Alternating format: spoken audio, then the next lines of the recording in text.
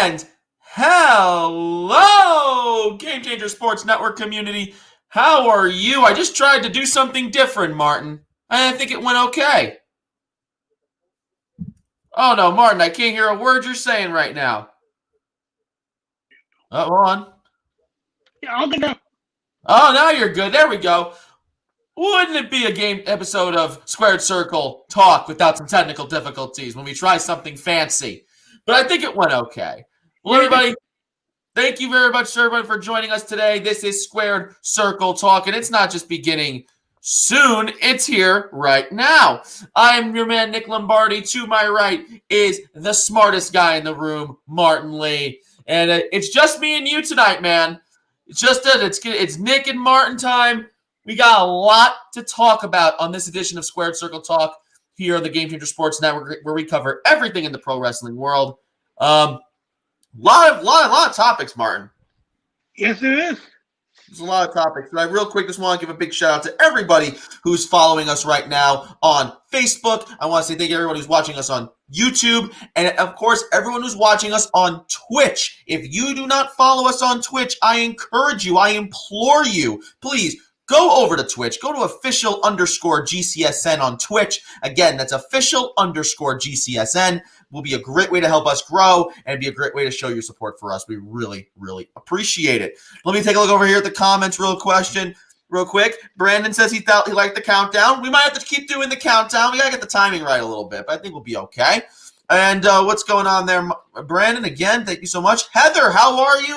Of course, the resident super fan of Game Changer Sports Network. She's always here. So Martin, before we get into the show real quick, how you doing? How's everything been? I've been pretty good. You're doing pretty good. Well, listen, that's fantastic. We're all here. We're all healthy. We're all safe. That's the most important thing. But like I said, Martin, we have a ton of stuff to talk about today. I think one thing we have to get into is our review of Clash of Champions, because we had a very highly successful Clash of Champions watch party this past Sunday. I think we all had a really, really fun time. I want to give a big shout out to my friend Andrew Samaru, who was joined me on the show. Missed you, buddy. Because I always miss you when you're not on the live streams. Yeah, I would have been there, but it was but Celtics were in Game 6, and I can manage that. I know what you mean. So don't worry about it. But now you're here, so now we can do a review of Clash of Champions. So I'm going to just start it out with this.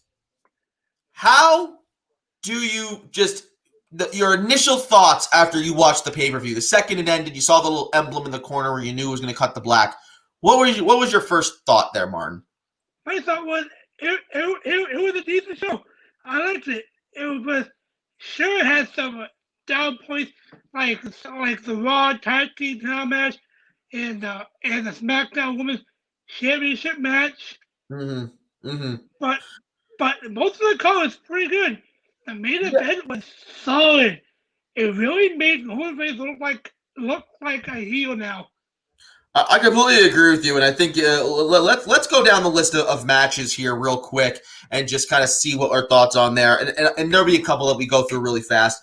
Obviously, on the pre-show, because there was some major changes, we obviously know that there are people who were exposed to COVID and people who were possibly had other medical issues going on where they were not able to have the matches they thought they were, so everything got shifted around. It was the women's tag team match, and then the women's SmackDown title match was totally changed around. So on the pre-show, we got Shinsuke Nakamura taking and Cesaro taking on the Lucha House Party, defending their WWE SmackDown championships. I thought it was a good decision. Listen, not much to the match, but I think it's a solid decision to keep the titles on Shinsuke and Cesaro. Do you have any problems with that? Martin, do you hear me? I think I'm losing Martin. No, Martin, I have no problem with that, at all. Shinsuke and Cesaro needed to get the title. Uh-oh. All right. Martin, I'm going to bounce Martin out. He's going to try to hop back on in a second. But I honestly think that was a really good decision by WWE. Keep the titles on them. They're the most entertaining thing right now for that tag team division. They keep it interesting. And then let's get to the match that Brandon is bringing up here which is the ladder match. We had the triple threat intercontinental title match between Sami Zayn and Jeff Hardy and AJ Styles. Jeff Hardy was the current champion, even though, as my friend Andrew said, and others were telling me, no, Sami is the rightful champion. So it was due. He got his justice that he won the Intercontinental Championship that night. So that was definitely a great match in my opinion. Brandon, I agree with you. I think the match was solid. I think it was a lot of fun. I think it was very creative. Sami Zayn did things that were different than what we've normally seen in a ladder match. I think Martin's just popping up back here again. Hey, Martin. Martin, do you hear me? Oh, boy. All right. I think I'm losing Martin a lot here. Martin, try to come back in a second there, buddy. Let's try to do another link for you.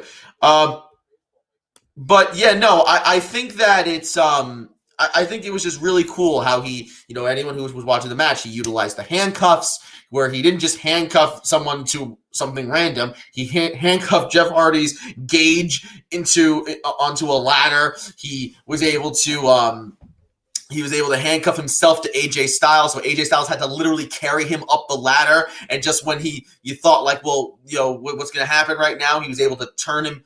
And he was able to use the key, unlock himself, then lock himself into the lower rung of the ladder so he couldn't walk all the way up. Really creative stuff by Sami Zayn. I love the fact that he won. I think it's just going to lead to a lot more fun things. So I think it was really, really awesome. Then we got Asuka taking on Zelina Vega, which, listen, I was really having a lot of high hopes for this, and I think I kind of conveyed that in our live stream on Sunday, where I was saying, it'd be a lot of fun to see Zelina Vega have a really, really good singles run and have her have a competitive match with Asuka. Unfortunately, I don't think that's what we got. I think what we got was a glorified squash match, maybe a little bit more of an enhanced match than that, and which was then kind of redone again on Raw, which was kind of stupid to me. Why would you have her lose in the same way similar times? Hold on, Martin's back. Martin! Are you good now? Can you hear me? You're back in my life, Martin. Thank goodness. I thought I was going to go crazy. These people right here were worried that they were going to have to listen to me babble the whole night. Oh, boy. All right. Well, listen, so I'm going to move us along here. Initial thoughts on the Intercontinental Championship match. I said my piece already. I want to hear your spot. All right, so I thought the IC title match was amazing. I feel that those three, Jeff Hardy, Sami Zayn, and AJ Styles, they put on a very good match. And from bell to bell, it was really good. I thought it was the match of the night. And to me, the rightful person won the title. Yes, I know. I know everyone was very excited to see Sami Zayn win, even though I wanted Jeff Hardy to win. But that's fine. But I agree with you. I mean, in retrospect, if you didn't have the main event be what the main event was, and we will get to the main event of the show, this was the match that stole the card because this was awesome. Oh, of course it was, yeah. I mean, this was an awesome match. They were, and as I was saying before you hopped on, Martin, super creative uses of the ladder, super creative uses of the match itself that's been done over, and that wasn't like the similar type of match we've seen a million times. It was something different. I like that a lot. Overall, really good showing. And now I was just getting into Asuka and Zelina Vega for the Raw Women's Championship match. And for the Raw Women's Championship. God, I can't talk right now, but they had a match. And I did not like how it went because, honestly, I thought they could have done a lot more with Zelina Vega. I think they could have given her a lot more offense, a lot more near falls, and instead it just kind of felt like a slightly better squash match than normal. And she ended up tapping out to Asuka, doing the same thing last night on Monday Night, or this past week on Monday Night Raw. I think they had a chance to do something really kind of special, something special with Zelina Vega, and they didn't. What do you think? Yeah, I think they did they did it with how much time they had with Zelina Vega on the match. I feel that they did a decent job with her. They made her look a little bit credible, but to me, it was a squash match. Asuka defeated her hands down, but one thing for sure, Zelina Vega is a talented wrestler, And one day, I think she could be a women's champion one day. I completely agree with you, Martin. I think she could be a women's champion one day as well. I think that, they definitely need to have more depth in their women's division. I think they need to have more depth, especially in their Raw women's division. It feels so light right now.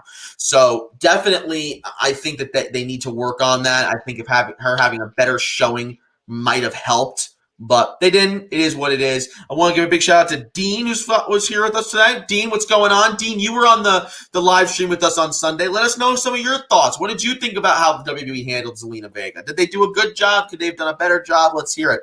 Heather Martin asks us, hey, Nick, hey, Martin, who is your favorite wrestler, all-time favorite wrestler, and who is your least favorite? What is your favorite matchup? Well, Heather, you just threw in 3 big questions into one question. I mean, man, that's a chunky question right there. So, I mean, Martin, do you want to tackle this thing? What are we doing? Are we running away from it? Sure. My favorite wrestler of all time is tough, but I gotta go with AJ Styles on this one.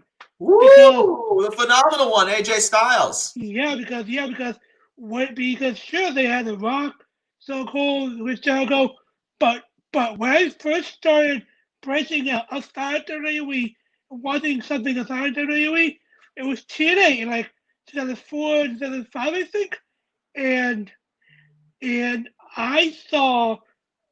first thing that I saw really was AJ Styles, and to me, when I saw him wrestle, it just clicked. He will always be one of my favorites because he's the one that really got me into watching stuff outside WWE. My least favorite, that's a tough one. That's a really tough one. My favorite matchup of all time, that's tough as well. So definitely a lot of tough questions there. I think we need more time to think about. I will say my favorite wrestler is Randy Orton. Favorite all time, Randy Orton.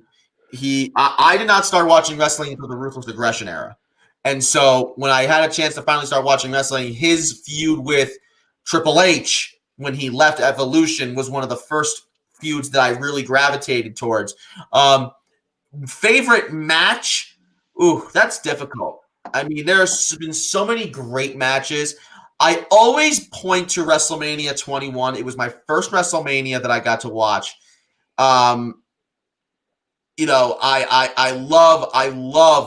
love WrestleMania 21. I get a little gushy about it because I think it was just such a good show overall. And my favorite match on that card, I'm going to say it.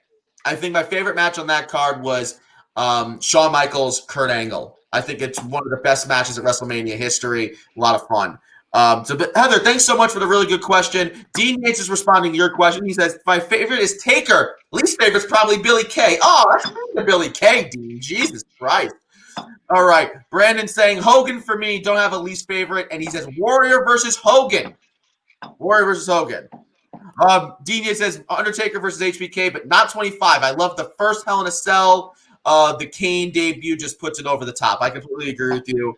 And I make no senses here. I make nonsense. Excuse me. What's going on? No, I make nonsense. Nonsense sports. Thank you so much for being here with us. We appreciate you. Heather says, awesome. You're welcome. Such a humble woman she is. I love her. All right. So let's keep going down the Clash of Champions card here. There's a lot to talk about. Real quick, let's just zoom by this one. Bobby Lashley, Apollo Crews. I really don't think there's anything to say about this one that's interesting at all. It was a standard match. I don't see what they're doing with Apollo Crews. The Hurt Business is, went over, which is good. But that's all I really have to say about it. Yeah, I have not seen it either. Bobby Lashley won the Cross. That's really it. Yeah, definitely. Now we got to the Raw Tag Team Championship match. The Street Profits were taking on Andrade and Angel Garza. Martin, you were one of the people that said, for the love of God, just put the titles on Angel Garza and Andrade. Please, please, please. It's looking like we had an injury. Do we have any more information on that, Martin, at all? They thought it was a serious injury, but after the match, it was not as serious as they thought. So another ref botch where they thought that they saw a serious injury happening that ended up not being a serious injury in a title match. And I don't know what their thoughts were towards the end of that match, but I almost think that they were not going to have the Street Profits retain. I think that Garza and Andrade were going to take those titles. So, I mean, that changes a lot of things right there for the landscape of the tag team division. I do think that sooner rather than later, we got to give Angel Garza over to and Andrade the tag team titles. Daniel, thank you so much for joining us. What do you think is switching shows during the draft? We will get to the draft just after we get through Clash of Champions. We're running through this right now real quick. We will get to the draft. Do not worry, sir, because that was some big news that came out during the pay-per-view. We now know that we will get a draft for Raw and SmackDown in October. So let's keep going, Martin. Let's, again, to zoom through these. Asuka then would end up facing Bayley, who needed a competitor, because it didn't end up happening. And me and Andrew were burying this. We thought it was such a bad decision. This whole thing to me was bad. Because you had Asuka come out basically just shrugging off the match she had with Zelina Vega, which makes Zelina Vega look like crap. You then have, and it wasn't like there was a lot of matches in between. It was like, what, 3 matches? So that's that. She goes in there with Bayley, almost beats Bayley, but then Bayley has to cheat to skirt not losing her belt. But then Sasha shows up, attacks Bayley. Bayley gets away. I really wanted Sasha to go away for a long time, disappear, show up maybe around the Rumble. But her coming up, I just felt it was so soon, and it was just, I don't know, it just felt very flat to me. What do you think about all this mess, Martin? Yeah, I think that match was an absolute dose of fire because, to me, I don't get the point of that match. I mean, you have Asuka, who's not even a SmackDown superstar, and you have her face Bayley, and Asuka just shrugged off the Zelina Vega match. So why give Asuka the match? Why did you give it to someone like Lacey Evans, who Bayley can actually beat? And when I heard that Nikki Cross was not going to be in the match, Lacey Evans was one of the people that I thought that was going to accept the open challenge. But no, it was Asuka. So yeah, not going to move by the here.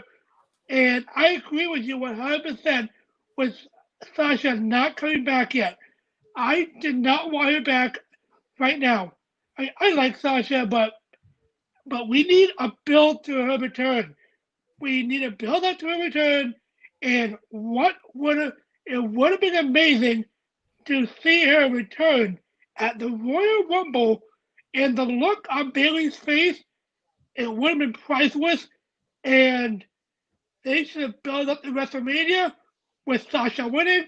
Boom. That's the storyline right there. I completely agree with you, Martin. I mean, I think that, you could have done so much better booking with them. This did not happen. Dean Yates is saying, thank you, Martin. Just come on. The people are clapping for you, Martin. Clinton, thank you so much for joining us, man. Trevor Murdoch is the new NWA National Heavyweight Champion. I saw that. Good for him. I did not even know the guy still wrestled. So, good for him. I always loved Lance Cade and Trevor Murdoch as a tag team. I love those guys. I thought they were great. I really liked them as a tag team. Yeah, they were good. They were good. They were good. So yeah, I mean, I just think the whole thing was such an idiot. It was such an idiot move by them. But now we're getting into the final 2 matches of the night, and both of these were very interesting. You had Drew McIntyre taking on Randy Orton in an ambulance match for his WWE Championship. And the thing that doesn't make any sense to me is the whole match. We had people come and get revenge on Randy Orton. You had Big Show come out and chokeslam Randy Orton. You had Christian attack Randy Orton in the back and by the catering. You had Shawn Michaels come back and super kick him off the top of the ambulance. And then the thing is Orton still almost won. And it took a lot for McIntyre to beat him. He ended up not only doing the Claymore kick, he also did his own version of the punt to knock him out, throw him in the ambulance, and close the doors on him. And then you had Ric Flair driving it away. My question is, did it really accomplish what they wanted, WWE? Because in my opinion, this just made Randy Orton look really tough because he had to get beat up by 5 people at once, basically, to lose. And it makes Drew McIntyre look like a guy who cheats somehow. Like, I don't know. I just felt it was just very, very odd, especially with Randy Orton literally killing everybody on Monday Night Raw. We'll get to that in a bit. I just felt it was a little weird. What do you think? Yeah, I thought it was weird too because to me, I thought Randy Orton was the face of this match and Drew McIntyre was actually the heel here because of course you got those guys who attack Randy, but did they really have to help Drew McIntyre? Because I think Drew McIntyre would have won without him. Because sure, it was a good match, but I just think that those guys were not needed there. They were not needed, but they still put on a good match. I completely agree with you. I think that it stinks because they had a good match. It was engaging. I was interested the whole time from start to finish. So I mean, I wish they kind of just let them guys wrestle. Let's let them have their match. Let them work it out. I think it was a lot of interferences for no reason. I want to go to the comments real quick here. We got Brandon asking, do you think Cross would have got the title if she wrestled? I do not think so. Cross was not getting that belt. Bayley is holding on to that title. Brandon, NWA is back. Yes, they're doing some shows.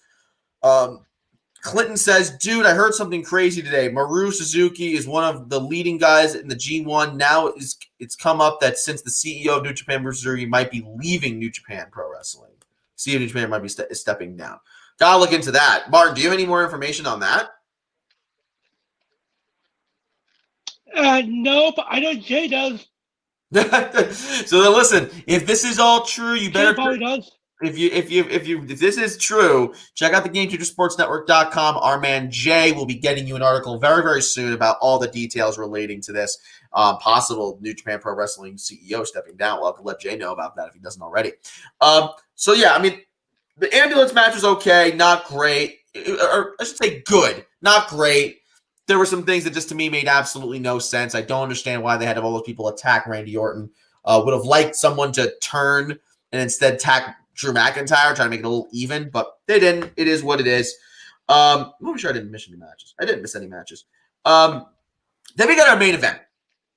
And I don't want to spend too much time on the main event because we have a big show. We have a lot more to talk about, Martin. But this, to me, was exactly what we said it should have been and what we wanted it to be. This was an absolute beatdown. There was a story being told in this match. Roman Reigns just imposing his will on his cousin Jay, and it was just a lot of themes that were happening here. Roman feeling disrespected by his family, Roman wanting to break out from the family. A lot of really, just cool motifs that were happening here, and I thought that Jay performed awesome. He did everything you wanted Jay to do. I thought Roman was this angry, nasty, vicious heel that you didn't like. It was like messed up what he was doing to his cousin and you felt uncomfortable. I thought it was awesome. Martin, take it away. What do you think? Yeah, I thought that everything that happened in that match was amazing. The storytelling, the match, and to me, this is exactly what Roman needed. Hey, this match, we all were wondering, what does Roman have to do in this match? And he did everything we needed him to do. He destroyed his cousin. He felt disrespected. And to me, this is Roman's breakout match to become an amazing heel. This right here will forever be known as breakout match right here. I have to agree with you, Martin. This might be the match that makes the heel Roman Reigns character be successful. Because remember what I was saying in our prediction show last week on Wednesday, This match had to be one that didn't make you want to cheer for Roman. It made you dislike Roman. It made you want Roman to get beat up. It made you want Roman to get what he did, some justice served to him. And instead, that's exactly what it did. It didn't do the other thing. It didn't make him a cool heel. It made him an ass. So I thought it was really well done. I hope that they continue on this train with Roman, because that's really the best place for him. So, real overall, 1 out of 10, Martin, what do you give? What do you give Clash of Champions?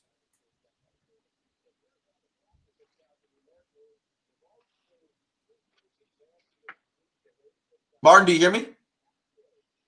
I give it a 5 or 6. 5 or 6. Okay, that's a solid number. I think a 6.5 is fair. I think 6.5 is a good number. I'm going to start there. So I'm going to say 6.5. So we're basically in the same ballpark, which is good. We're going to continue now. So that was our Clash of Champions review. If you guys have any more questions about Clash of Champions, please bring it up in the comments. We would love to talk about it. But we want to move right along. Again, there's so many things to talk about today. Martin, one thing we should talk about real quick, get it out there, is Tegan Nox tearing her ACL. And this is just before TakeOver and stuff over in NXT. Really, really, really sad stuff. Can you maybe fill in a little bit more information about that?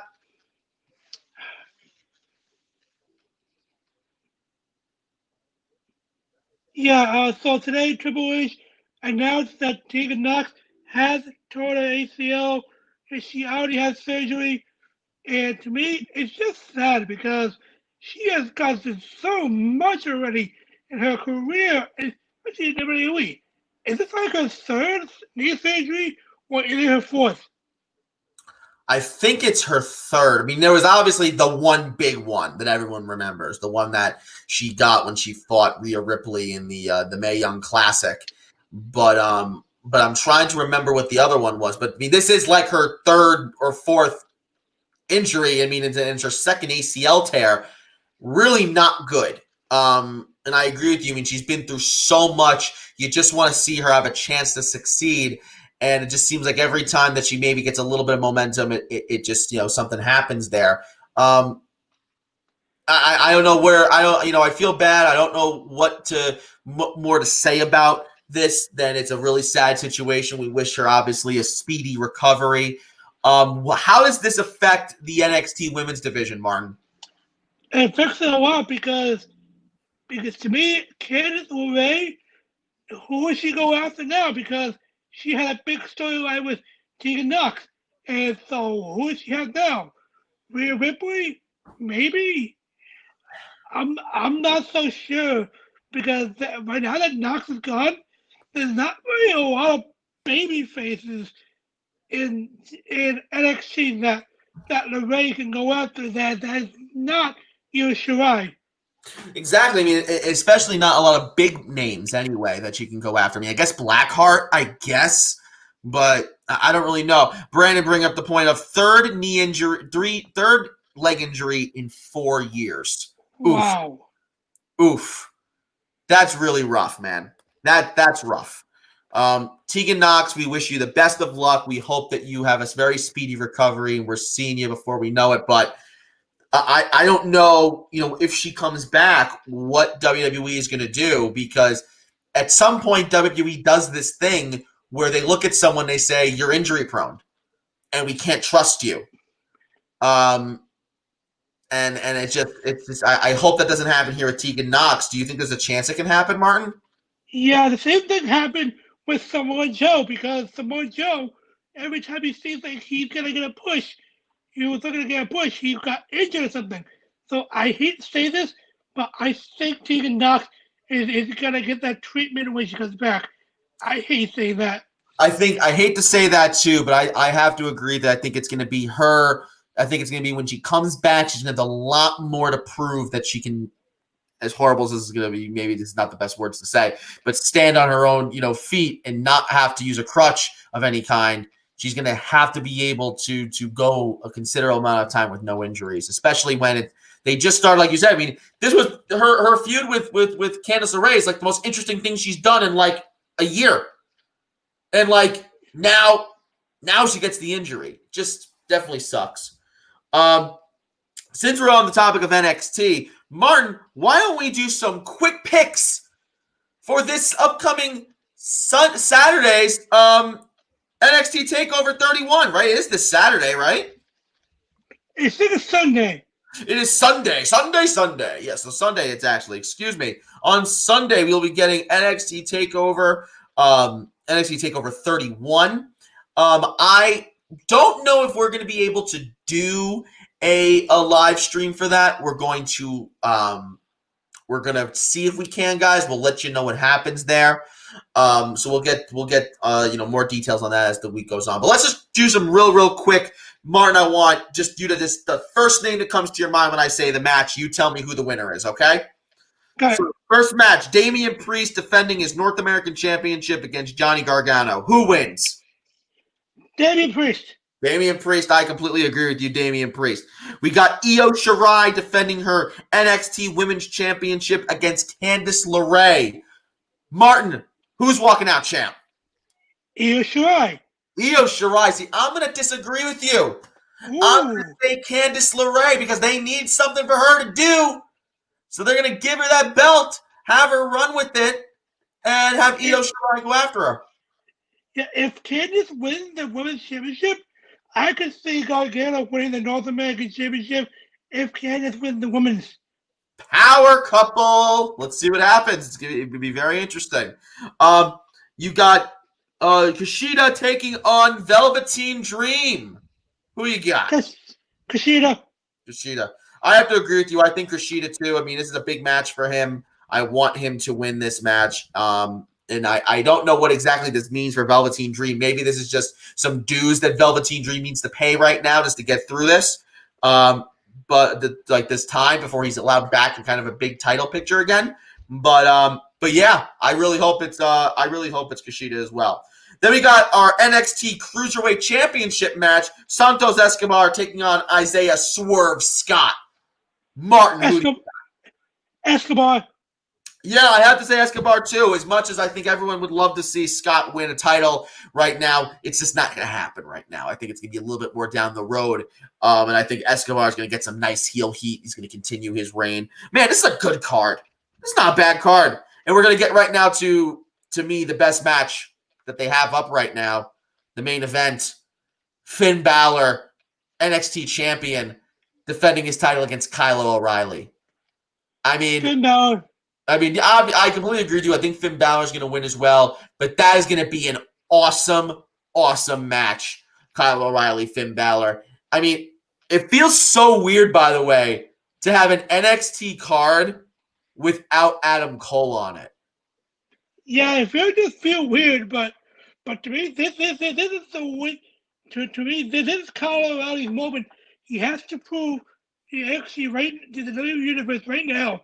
He's not just a tag team guy. That he can go in the ring by himself as a singles guy, and I think he can do it.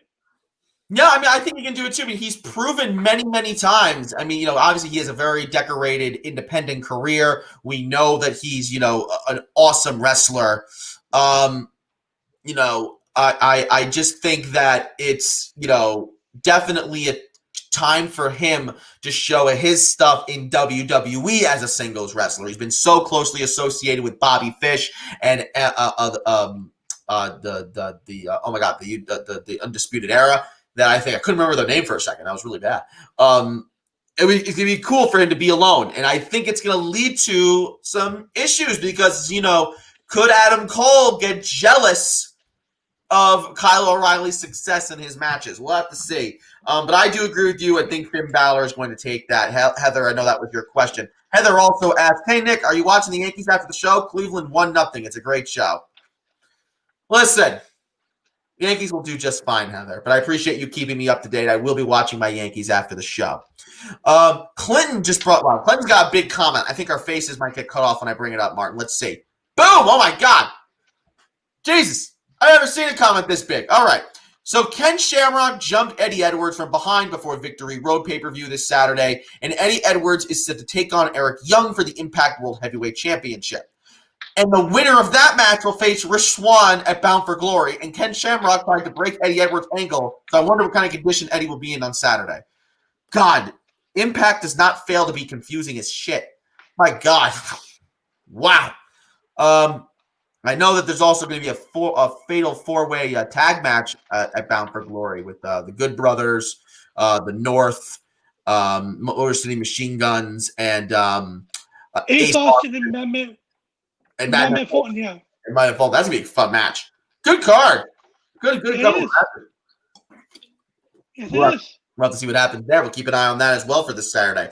But overall, I think NXT TakeOver 31 is going to be a good show. Those are our thoughts. Again, guys, we will let you know as the show gets closer if we're going to be able to do a live stream. We'll see. If we can, we can. If we can't, we can't. Martin, more topics we need to get to today. Monday Night Raw. Let's talk about Monday Night Raw. Martin, let's talk about Retribution, who, by the way, did not show up at Clash of Champions in any capacity. But maybe there's a reason for that. Martin, what's going on with Retribution? Yeah, I think there's a reason why they weren't at Clash of Champions. So I think the reason why Retribution cannot be at Raw for last week, and I think this week as well, this past week and next week as well, because all of them have been in contact with someone with COVID, and now they have to quarantine themselves. Yeah, no, I mean, it's definitely a big situation that was happening in WWE. We know that there was an outbreak with someone in NXT, and knowing who the people are in Retribution, it would make sense that they would have been in contact with that person. So that's that. So they're going to be off TV for a little while. I have to tell you, Martin, in my opinion, have them be off and don't bring them back unless you have something really good planned. Have them, do stuff in the back. Have them do stuff like sneaky, but don't have them come out and be who they were last week or the week before, on Monday Night Raw, because I think that was just not good. Yeah, I think they're going to save them for Survivor Series, and they're going to have a WWE versus TWE versus Team Retribution Survivor Series match. I have to agree with you, and I think that when that match eventually does happen, you're going to need Retribution to win that match, no? Yeah, we don't. Yeah, of course we do. But we don't want a repeat of the Nexus versus John Cena and those guys from several years ago. But we don't need a repeat of that.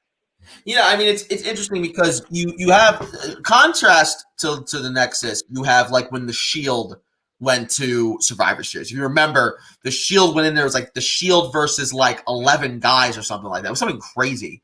And the Shield ended up winning. And I think Roman Reigns holds the record for the most amount of lone survivor eliminations. I think he eliminated 4 people or something like that, some crazy number. So that's one example of how you can do an evasion, stable, winning at Survivor Series. Another one to do it, it's like you did the Nexus, which was a disaster. I really hope that they have a way to marry the two, because the teams that went against the Shield at Survivor Series were not great. That first one they did, Team WWE against them, was not that great. But the team that John Cena led against the Nexus was a good team, but they ended up winning, so that's not good. So I want a good team of real competitors, of real, stars in WWE to go against Retribution at Survivor Series and have Retribution win. Because you really need to cement these guys as credible threats. Right now, they don't feel like credible threats. I think the laziest thing WWE can do is have the Hurt Business take on Retribution, because I think that would just stink. That'd just be such a lazy booking for Retribution. What do you think? Yeah, I would hate that, because to me, the Hurt Business need to stay in their own lane and stick with the Paul Crews and those guys. But to me, I think Even though we don't want the Hurt Business for the distribution, it would not surprise me at all if that's the match right there. The Hurt Business, a good distribution. That would not surprise me at all if that's the match at Survivor Series. Wouldn't surprise me at all, Martin, but definitely not something we want to see if we don't have to. So we'll keep an eye on that. We'll see what happens with there. Also, stuff that happened on Monday Night Raw. Randy Orton literally murders Big Show, Shawn Michaels, Ric Flair, and Christian with a chair, which I thought was a little hokey. Anything else interesting from Monday Night Raw, Martin? Bobby Roode returned. That's the only really thing I can talk about. And unfortunately, he does not have James Storm with him. No, James Storm is not. Unless James Storm is hiding somewhere and we're all being swerved, it does not sound like James Storm's going to come to WWE. Oh, I heard something. So I was reading something, and I heard that James Storm was set to be on WWE Monday Night Raw and be on the same brand as Bobby Roode, but coronavirus ended all that. You're telling me we could have had beer money in WWE and COVID took it away? Yes, because James Storm was talking to Ryan Satin, and he was saying that he and Paul Heyman were talking, and then we were talking. They were just about to put pen to paper, and they were going to put him on the Raw, and Paul Heyman was on Raw, and James and Bobby Roode was on Raw as well. Just before they were going to sign it, the pandemic era. The pandemic era takes another victim here in the professional wrestling industry. And man, that stinks. It stinks to know that we could have possibly gotten beer money on the same team or the same brand in WWE, and it just did not happen. But Bobby Roode did return. He had a title match. I'm hoping that once. Go ahead, Martin. Yeah, I'm hoping that after this whole pandemic thing ends, that they go back to James Storm and they bring him into WWE and they still form beer money. I hope you're 100% right. I hope that's exactly what we end up seeing over in WWE, because that'd be a lot of fun. I know we would have definitely loved to see Beer Monday. Clinton saying, hey, it's a possibility. Anything's possible. It's good to know that James Storm wanted to go. If James Storm wanted to go, that means it's definitely a possibility that it can still happen. Real quick, guys, we are at the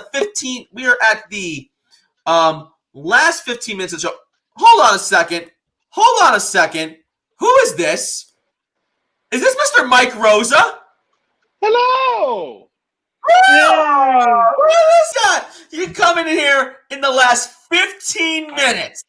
I know. I'm trying to see if this will work, though. I mean, so far, so good. I don't want to jinx anything, but so far, so good. So far, you look a little bit less uglier than you normally do. I'm surprised. That's because I got a new phone, and this camera is absolutely glorious. Oh, it's glorious. Look at that face. There we go. What are we talking about, fellas?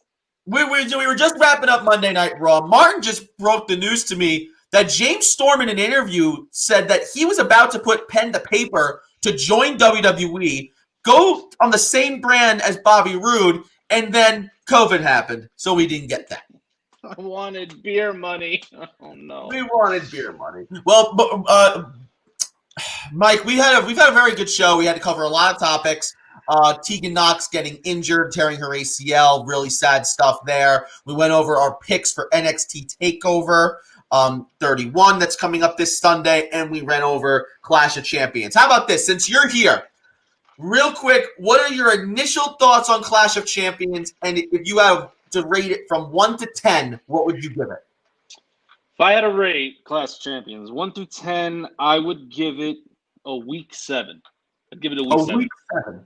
So the ladder match I loved. I thought it was, when I watched it back, and I guess in the moment I didn't really, appreciate what it was. But when I watched it back, it actually may be one of the best ladder matches that WWE has put on in recent years.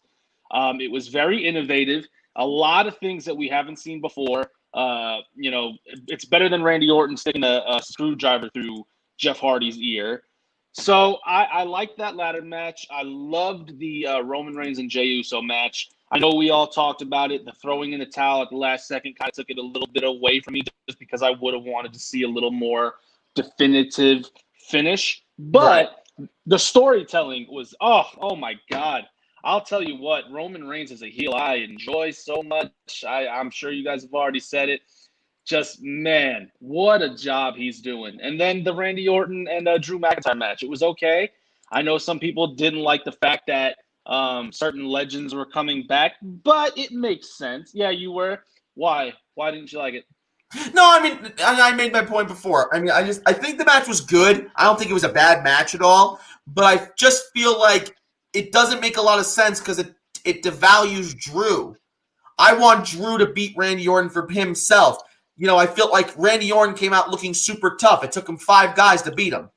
Yeah, and that's definitely a case to make. I mean, it did. That was something that crossed my mind as well.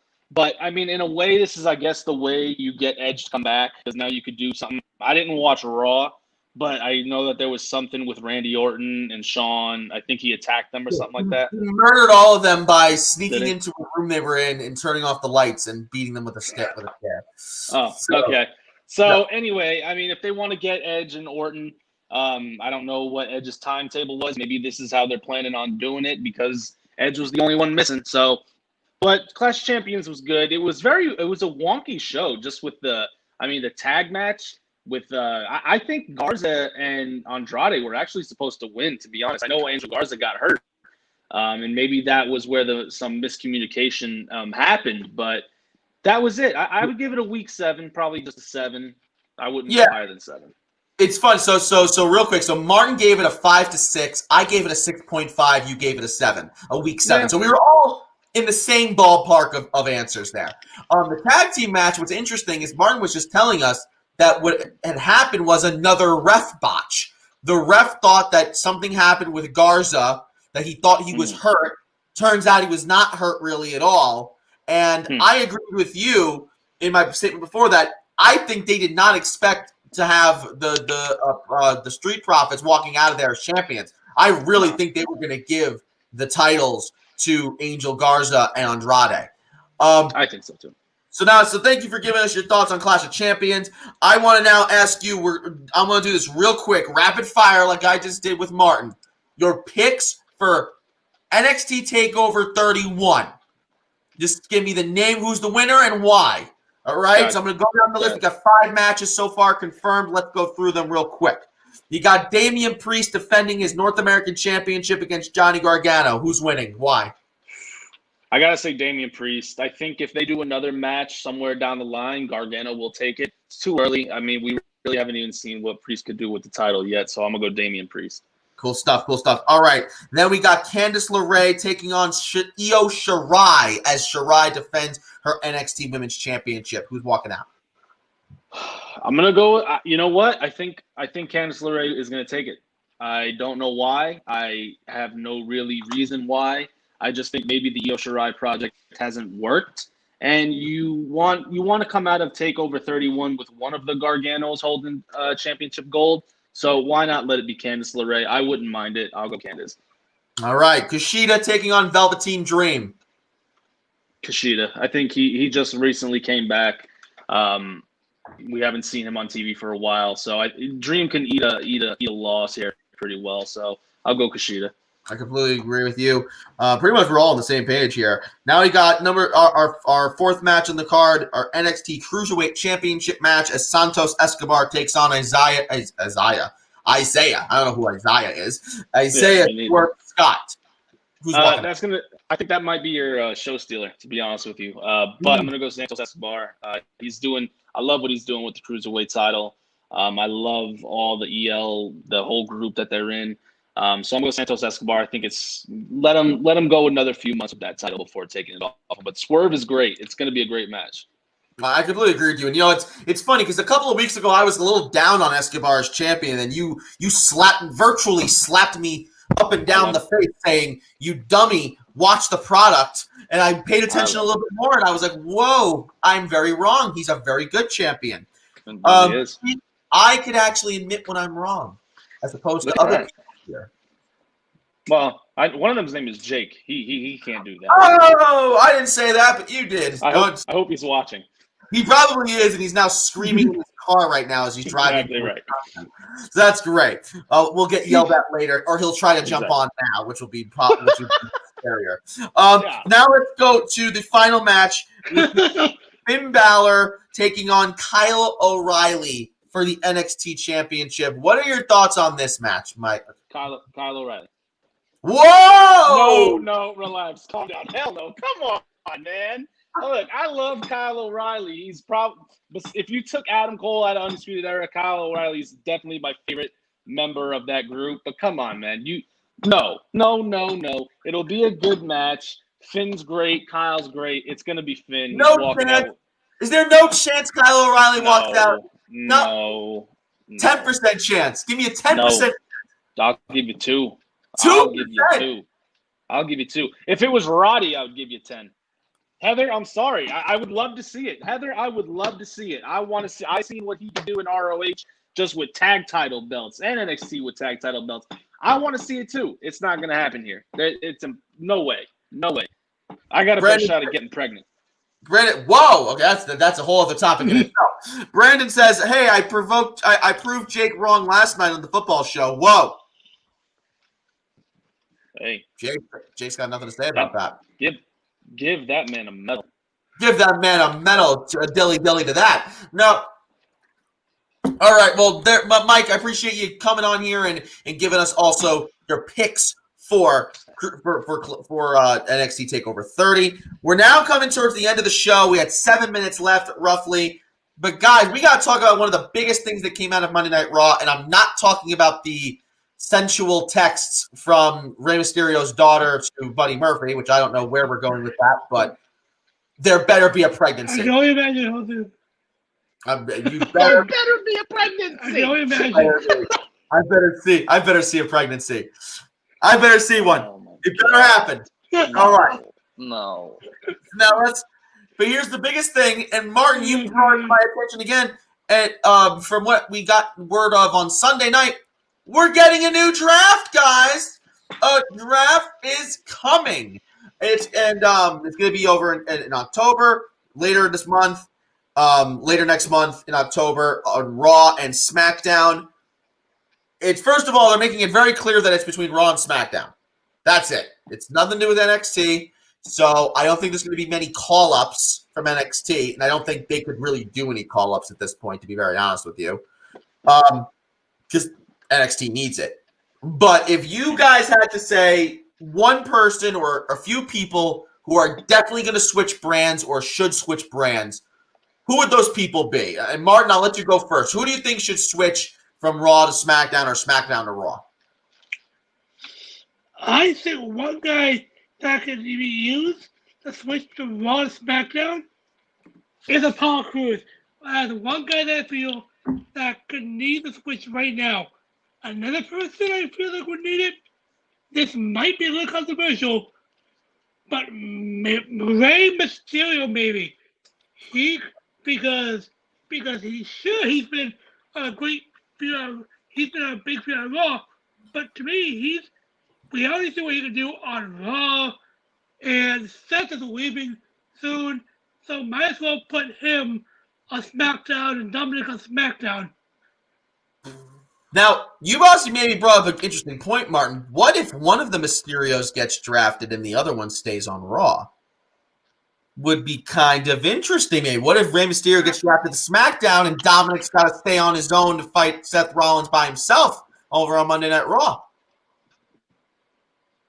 The thing is, I'm just wondering how long are we going to see Seth Rollins because he has to be taking time off sooner rather than later. That is true. I mean, listen, eventually when his son is born, you're going to expect him, or his daughter's born, I don't know if they know what it is yet. They're going to take some time. So that's definitely going to be something we have to keep an eye on.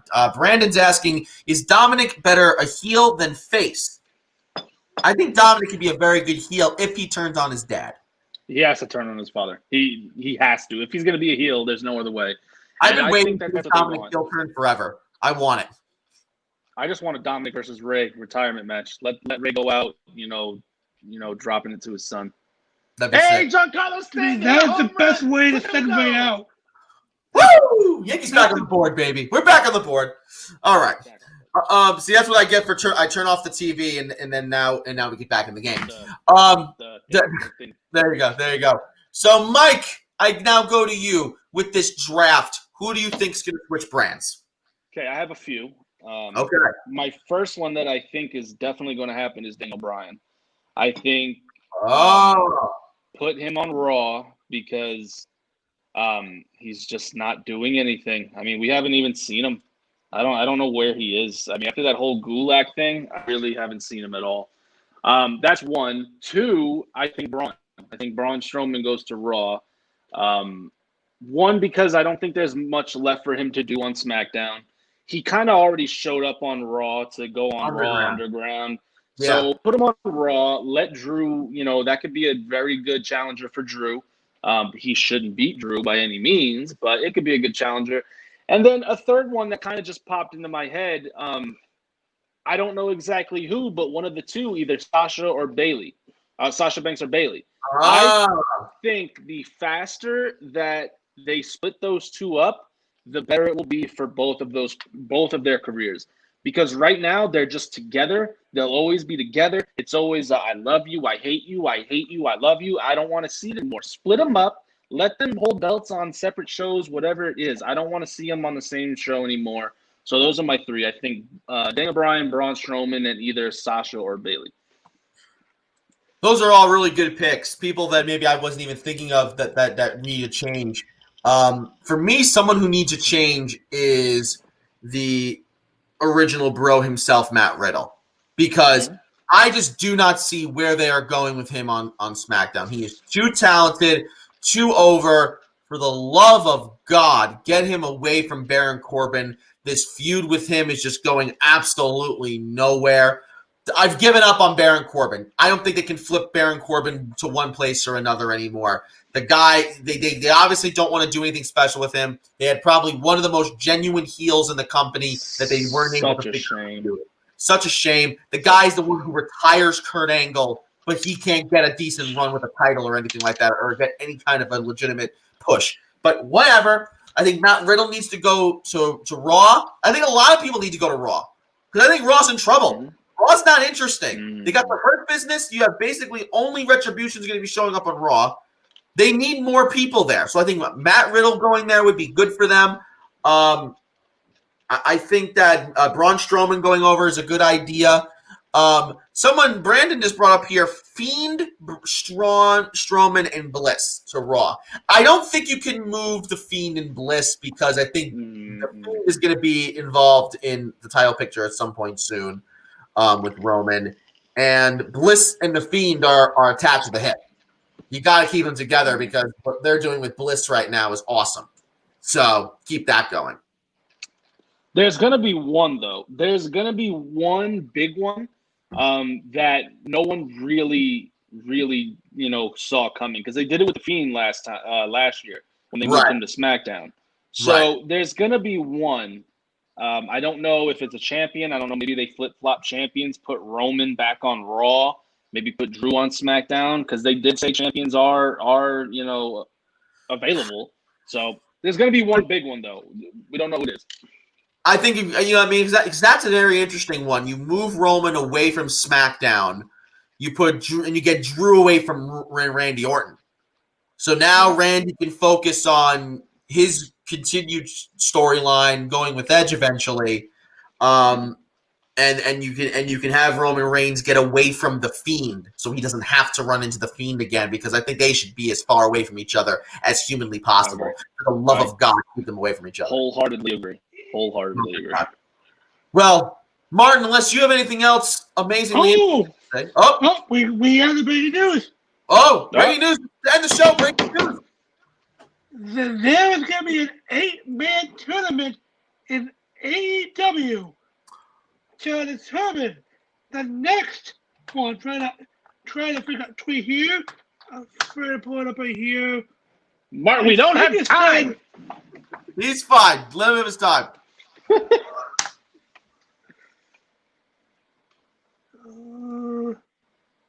But yeah, it was an 8-man tournament, and in 8